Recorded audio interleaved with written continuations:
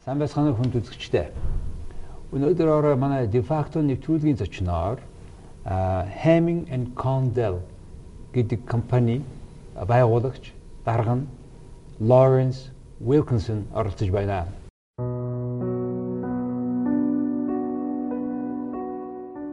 Лооренс Уилкинсон хөрөнгө оруулалт стратегийн чиглэлээр зөвлөгөө өгдөг Хеминг and Кондепл пүүсийн удирдах зөвлөлийн дарга. Global Business Network компаниг үүсгэн байгуулагчдын нэг. Ford Motor, Toyota, Nissan, Walt Disney, Intel, Coca-Cola, Apple, Microsoft, Дэлхийн банк, олон улсын валютын сан, Дэлхийн эдийн засгийн форум зэрэг байгууллагуудаас гадна Америк нэгдсэн улс, Их Британи, Сингапурын засгийн газарт стратеги төлөвлөлтийн чиглэлээр зөвлөгөө өгч хамтран ажиллаж байв. Бизнес хэвлэл мэдээллийн салбарт ажиллаж байсан ариун туршлагатай. Харвардын их сургуультай хамтран олон тооны жишг судалгааны төсөл хэрэгжүүлж байснаас гадна стратеги төлөвлөлтийн чиглэлээр олон ном зохиол бичсэн. Дэвидсон коллеж, Оксфордын их сургууль, Харвардын их сургуулийг төгссөн.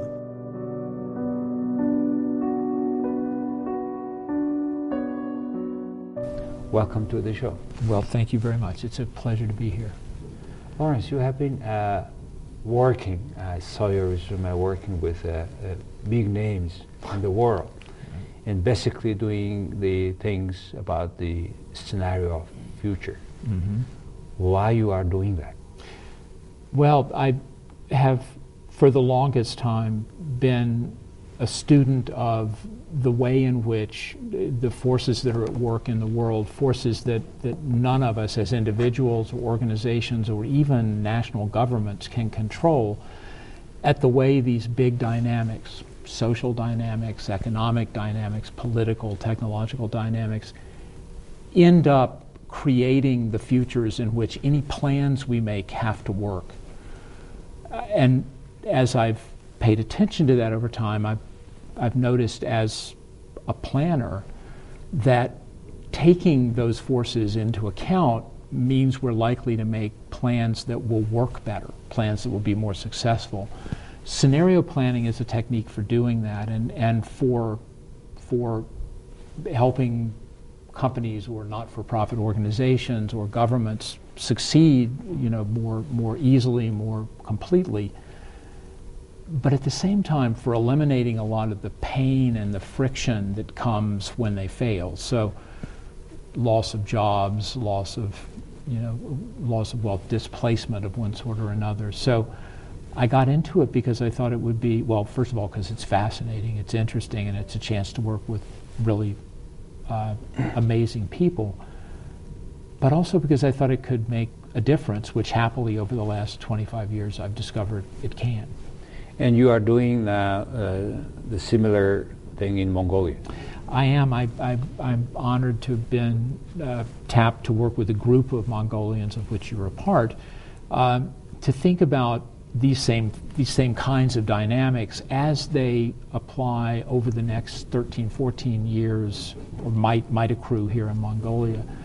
It's an exercise in exploring alternative futures, no one of which is necessarily probable, but all of which are plausible, could happen, so that as the group of which you're a part and then those with whom you talk, as you think about the decisions you're going to make as individuals, as journalists, as citizens, you can make those decisions cognizant of their consequences in these different futures. You have been doing the same for such corporate brands like Ford Motors, Toyota, Nissan, Walt Disney, and Coca-Cola, and several other media, and Apple. Yeah. Out of this work you have been doing, where you think they appreciated, must be happening in the way you have been working with about their scenario and their future? Well, it's a hard thing to reduce to a single sort of superlative. Certainly. Because each time you think with someone in this kind of way, while the forces you're dealing with, in the world are the same because we all live in the same world, the lens through which you're seeing them is the set of concerns that you have here in Mongolia, or that Apple has, or that Ford has, or whomever. And so what it is you see is really quite different. The measure we use in thinking about whether we're having an effect or not, whether it's a good effect, is have we helped people make better decisions? And if we have, then we consider that a victory. And happily, in all the cases that you've mentioned, while the decisions have obviously been very different, you know, at Walt Disney, they're thinking about a very different set of things than they are at Toyota. I think it's fair to say, I think they would say that going through this process has helped them make better, more effective decisions, and so they've kept doing it. So, and in speaking about auto industry, with the current fuel shortage and technology changes into more hybrid, right, this type of sort of, as Schumpeter said, creative right, destruction. Creative, yes. What if those will keep going on? If the people will move one day to hybrid or other source engine cars? I think there's no question that will happen. I think the speed at which it will happen is a very big question, and the path along which it will happen is an interesting one. There are, as you know, some companies that are that are very invested in hybrid technology. So this is some internal combustion with electricity and a very smart system to get the best of both. There are other companies, Nissan, to some extent General Motors, who are much more heavily invested in totally electric answers. That's in some ways it is, in the context of the automobile itself, a somewhat more efficient system, but as you know, it's running on electricity that someone had to generate somewhere. If that electricity was generated in a hydro plant at a dam, then it probably is very clean electricity. If it was generated in a coal-fired... Which one is more prevailing, hybrid with hybrid, battery or electric? At the moment, hybrid, but electric's coming on strong. The gating thing with electric is you have to plug them in. Yes.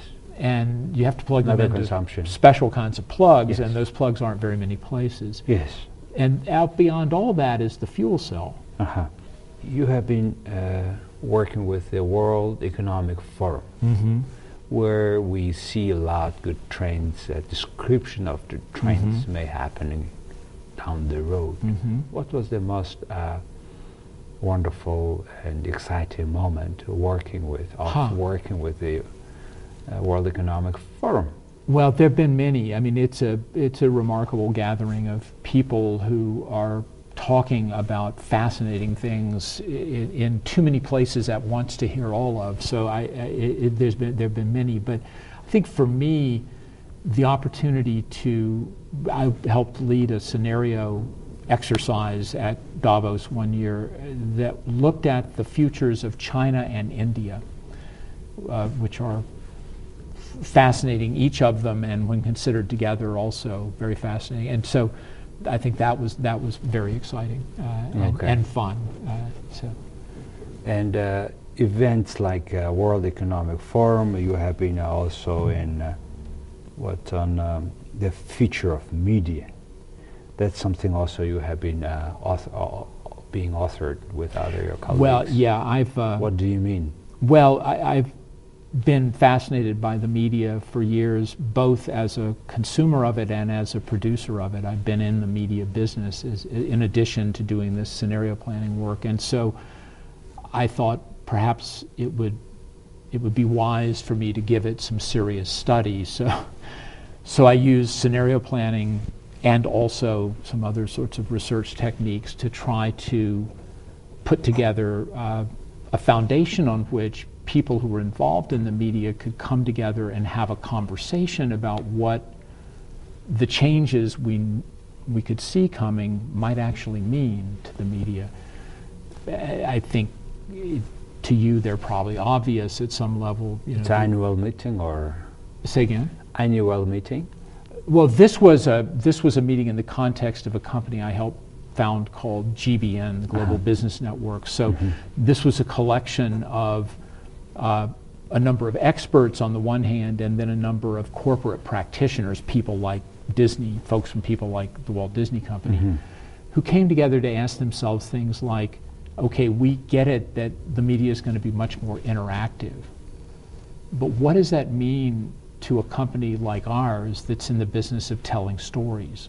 What does it mean to tell an interactive story? Remember, we have been talking about disappearing of printed media. Yeah. And it turned out vice versa. Well, it has. It's interesting.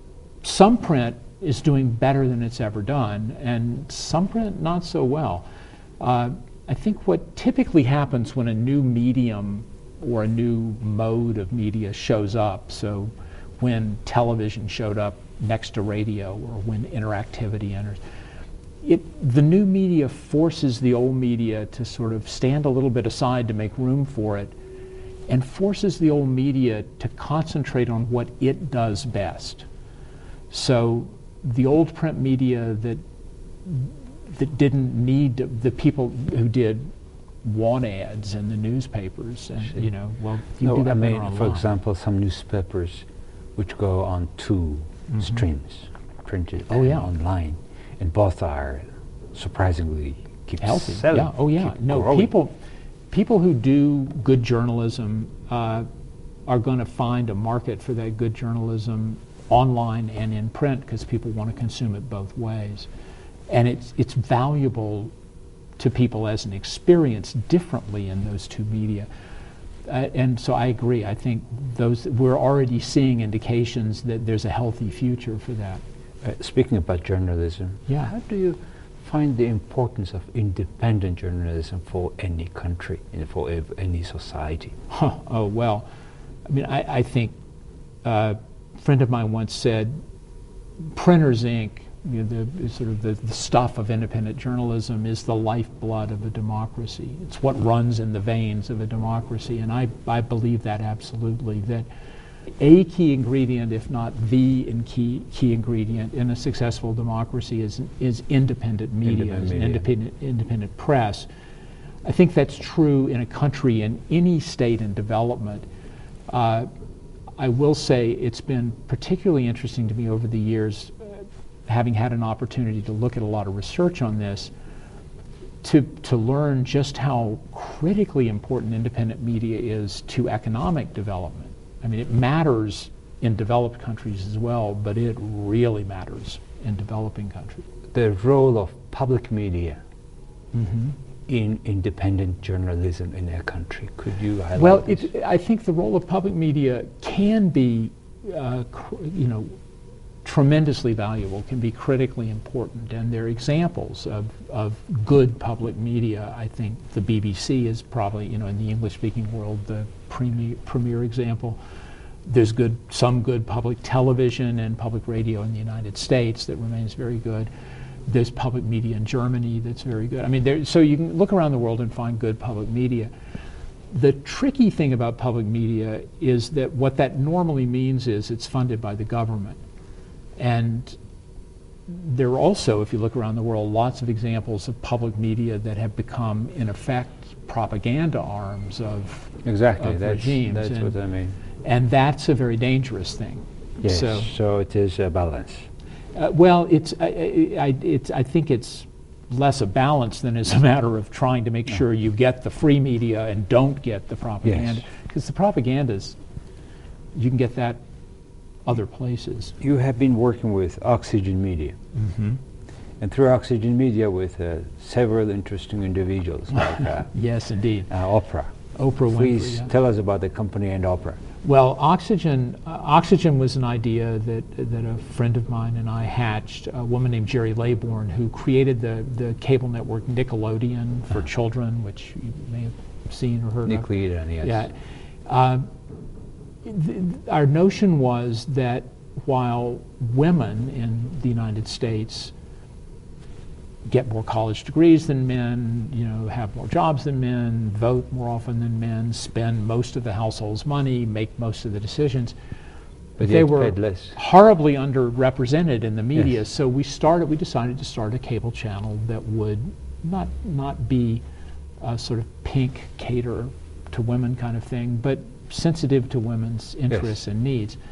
We thought well, let's find some friends to do this with, and Oprah Winfrey, who has, as you may know, a very successful television program in the You United States. met her at the beginning of her career, or? Well, no, I met her, actually, no, I met her I met her first back in the 80s when she was sort of still, not the very beginning, but still early in her career, but got into business with her, as it were, in the late 90s when we started this cable network, at which point she was already a pretty big player in the She has her own media studio.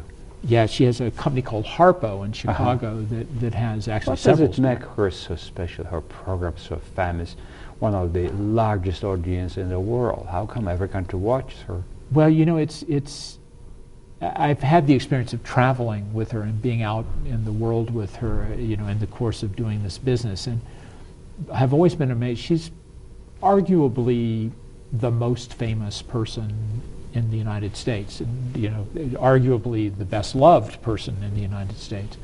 So you can imagine if you're walking down the street with her, she attracts a crowd.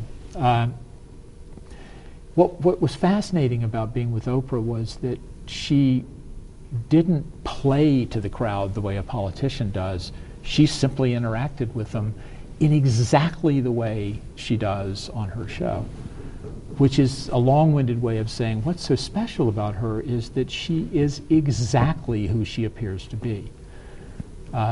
She's doing so well because it's totally authentic. It's a big integrity. What she's I mean, public life, private life, the same. To her toes. Wonderful. Yeah, no, and she's very, very intelligent, very funny person who found, you know, her calling and has.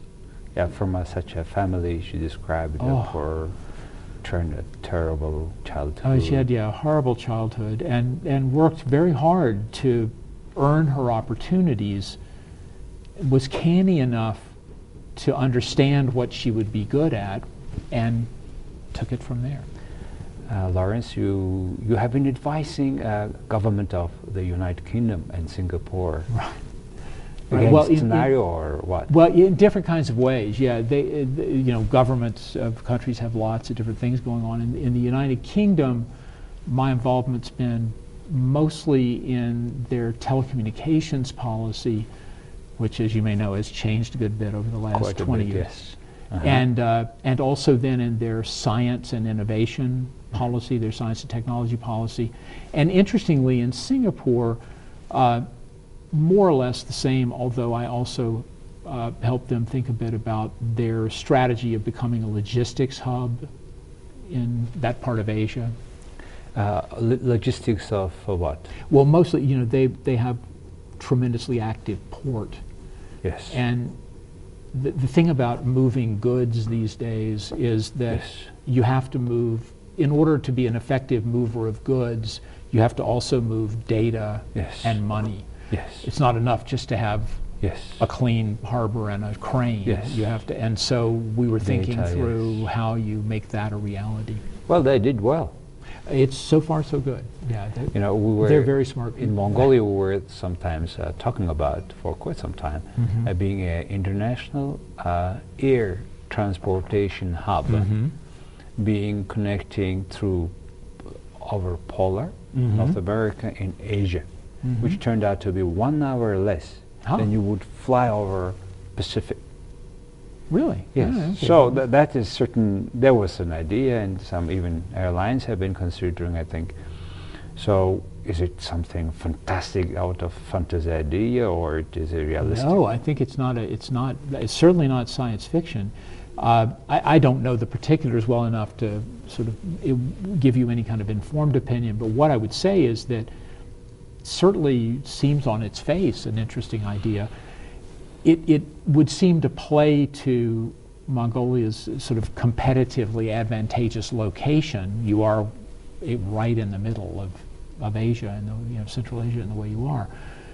And it would also be something that on which you could act relatively expeditiously, because you'd simply have to build out your airport and put in the radar and do that sort of stuff. Now, it's never quite that simple, because in order then to make it work, you'd have to essentially sell several airlines on on changing their routes, which, as you may know, ought to be a matter of simply making a compelling, rational case that it's the smart thing to do, but is sometimes more complicated. In particular, we were thinking about cargo at the beginning. Cargo. Oh, cargo. Well, yeah, again, that makes it somewhat easier, because then while most airlines carry cargo, there are, as you know, 7 or 8 specialist airlines in the world that only carry cargo. And yeah, that's a very interesting idea. In fact, you should talk to UPS. What does it take, the country takes such a big challenge? Is it leadership matter? Well, it's I think, of course you need the plan, you need the vision, but I think, it's the leadership and the dedication to stick with it through the inevitable problems. You have found it in Singapore with your logistics Sure, idea. in Singapore. Well, in most places, because in countries that are doing altogether new things for them, it's clearly an issue. But even in countries that are more sort of developed and overgrown, those government programs that have not just visionary leaders, but dedicated leaders, people who will stick with it, are the ones who get things done. Because the thing about any plan you write is it starts going wrong the second you start to implement it. So you have to be ready to steer and keep with it. Lawrence, please tell us about this Wired. Oh, well, back in the early 90s, at about the time that Mark Andreessen was in Champaign-Urbana writing what turned out to be Mosaic, which turned into Netscape, the first web browser, some friends and I began to think about whether there mightn't be a place for a magazine that approached technology not as science and not as products per se, but as a kind of matter of lifestyle. If we looked at the social impact of technology in addition to technology itself, and out of that, under the leadership of a guy named Louis Rossetto and a dear friend of mine, Kevin Kelly, who was the first editor, a group of us hatched this magazine called Wired, which obviously we thought it was a good idea or we wouldn't have done it, but I have to tell you, we were astoundingly lucky. I mean, we were... a wonderful magazine. Well, you're kind to say, but we happened to hit the moment exactly That's just on the head, and so we did much better than any of us ever thought we at could. the right time, huh? Yeah, we hit it exactly the right time. Have you sold it or still you own No, it? we did sell it. It's now part of what typically happens with startups like this is that you raise a little money and you get them going and you build them, and there comes a time then when to expand them further you need the resources of much larger companies. So in the case of Wired, we sold it to Condé Nast, which publishes The New Yorker and Vanity Fair and Vogue and a number of other magazines, and had the infrastructure. In the case of Oxygen, we sold it to NBC Universal, which has a television network, several cable networks, a motion picture studio, and could support its further growth. In case of that cable TV, which gave birth to CNN, right? Please tell us about that part. Well, it was interesting. I had gotten my first taste of cable when I was in public television in the United States. California. Well, in California, but before that in New York. And what public TV in the U.S. didn't have anything like the money that the commercial networks had. So to get our programs out to stations, they had telephone lines. They could send them out and broadcast them all at the same time. We had to duplicate tape and mail them, and so it was horrible. But we figured out a cheap way to do it. We figured out we could send it on a satellite. So we did. And it worked in public TV in the late 70s. And all of a sudden, people started coming by the station to visit, to learn what we'd done. People like Ted Turner. Ted Turner, yes. Yeah, who thought, I could do this with my little Atlanta what TV he was station. doing at that time when Ted Turner turned to you? Well, he had a TV. He was the son of a man who'd founded a billboard company. Yes. Advertising. Billboard advertising, who had bought a local station in Atlanta, WTBS. Well, now it's called that. It was actually called something else at the time. But he looked at this and said, I can put my station up on this and everybody can see it. And he did, and they did. He subsequently said, I'll bet I could start a news network, and started CNN. And well, by the time he was starting CNN, I had moved on from public TV, and with a number of friends, had started something that was called Business Times. It was a cable news service devoted to business news. First thing of its kind. There was very little business news on radio or TV at the time, and certainly not on cable. This was so long ago that we duplexed with ESPN. So on the same channel ESPN was on, we were on from 6 o'clock in the morning till noon. They were on from noon till 6 o'clock in the morning, and so we shared the channel. They now have like 12 channels. Business Times grew up to be something called CNN FN, because again it got it grew and it got sold. And, FN means? It's CNN, Financial News Network. Financial News what happened was CNN had a CNN business channel, and FNN was another business channel, and they merged. And, so you have again sold that to Business Times. Yeah, we let it CNN. grow in the hands of somebody.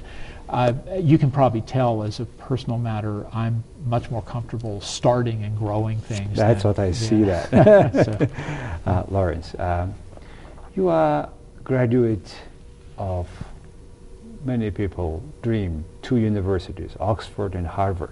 Well, yeah, I was a very lucky guy, right.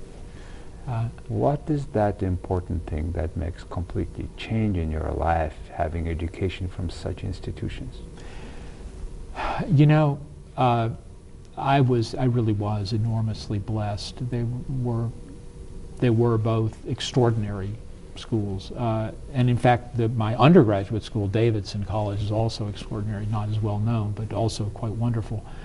I think what the great gift they gave me was a love of learning, and I hope that doesn't sound too cliche. And it is not easy as well. Say again? It is not easy. Well, it's not. No, they weren't easy, but they weren't.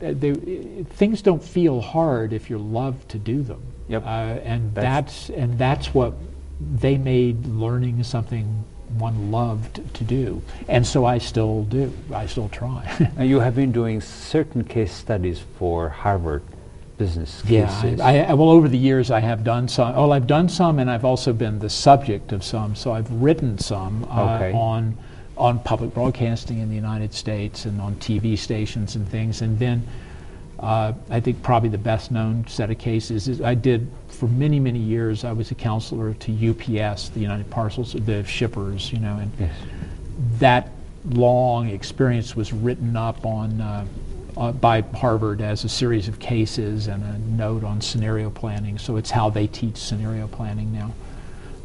So you keep doing that? Oh yeah. I now I'm more the subject than the author because, I do. How I many keep showing up. Harvard cases were made being you a subject? At this point, I think it's 7. 7, including Wired. Well, Wired one. CNN. No, they're trying to think which one. Wired. There are 3 UPS cases. God, I'd have to go back and look. But, okay. But it's a mixed blessing to be the subject of our business school case because some pretty critical people look at what you did and find all your mistakes. Right? Are you from a wealthy family? No. I'm from a family. I mean, I was again very lucky. I had terrific parents. They had a good job. I mean, it was all fine. But I'm from the rural south of the United States. Like Bill Clinton. Yeah, different part of the South, but like Bill Clinton. Have you met him? Yeah, I have met. Yeah, I have met the president. couple of times, and I'm actually on a board with his daughter, so with Chelsea Clinton. On which board? A not-for-profit that I helped found called Common Sense Media, which is about trying to help parents help their kids make positive sense of the new media. And Mr. Clinton keeps doing quite interesting public, international-wide work. Yeah. Have you been talking about what is he doing? Oh yeah, no. In fact, I've been the beneficiary of some of that. I'm very involved in an NGO called Landesa, which works on land rights for the landless poor around the world. We're very active in China and India and Africa, you know, and we've been very involved with the Clinton Initiative. They've helped us connect with funders and have showcased our work, and so we're very grateful. Very fascinating story. Tell us about your family. My family, well, I'm a single father. I met and married my now late wife many years ago. We decided to have a family, had a beautiful daughter. Almost immediately after which, sadly, my wife was diagnosed with cancer, and so fought it very hard, but passed away.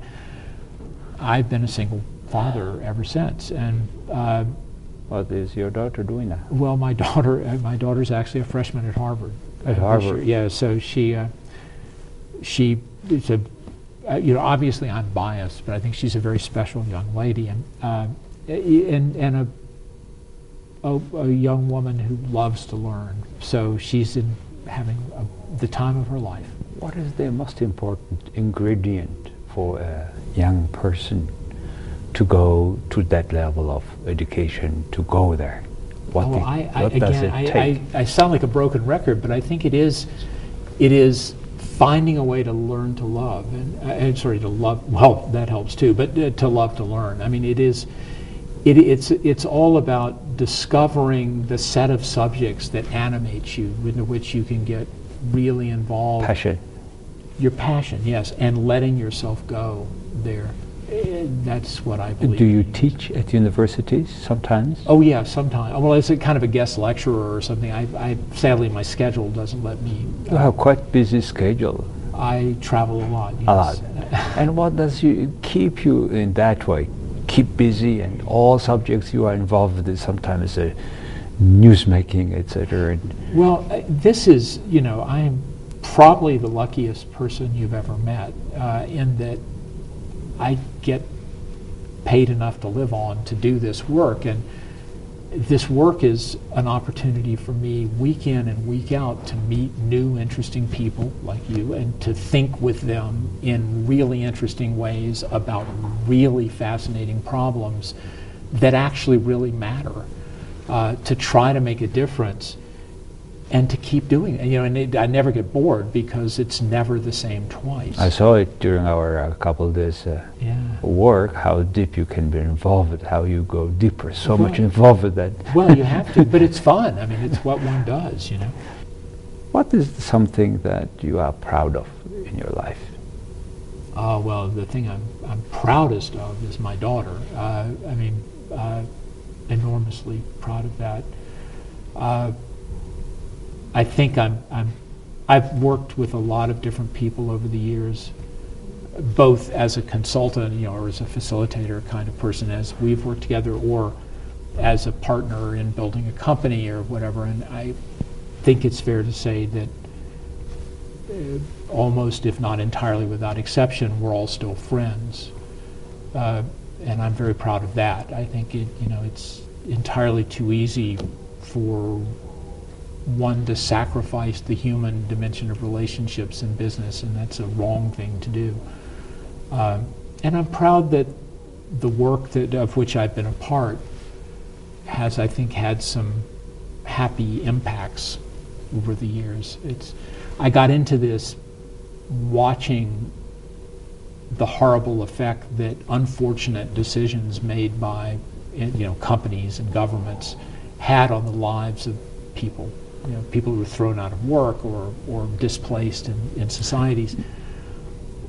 Anything any of us can do to reduce that friction, to reduce that cost, is something I think we can justly feel proud of. So, Lawrence, you have been working with quite many individuals influential in Mongolia in the way they work, think, and what is your take about the future of this country based on this, what you have learned, this wealth we have under the ground?